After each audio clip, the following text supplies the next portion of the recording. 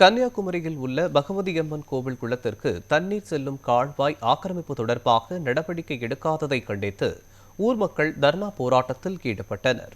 பகவதியம்மன் கோவில் கால்வாய் ஆக்கிரமிப்பை அகற்றி குளத்திற்கு தண்ணீர் செல்வதற்கான வழிவகை செய்ய வேண்டும் என பலமுறை இந்து சமய அறநிலையத்துறை மற்றும் நீர்ப்பாசனத்துறைக்கு ஊர் பொதுமக்கள் கோரிக்கை வைத்தும் அதிகாரிகள் செவி சாய்க்கவில்லை என குற்றச்சாட்டு எழுந்துள்ளது.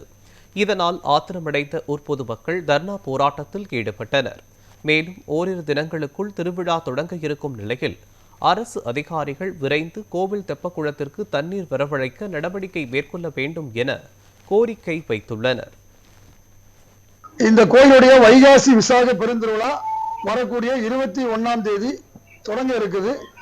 10 நாள் நடக்கிற இந்த திருவிழாவுடைய 10வது நாள் 30/5/2026 அன்னைக்கு இங்க தெப்ப திருவிழா நடக்கணும்.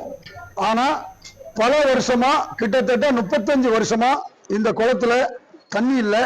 அதுக்கு முக்கிய காரணம் இந்த குளத்துக்கு தண்ணி வரக்கூடிய பாபநாச கால்வாய் 95% ஆக்கிரமிக்கப்பட்டிருக்கு.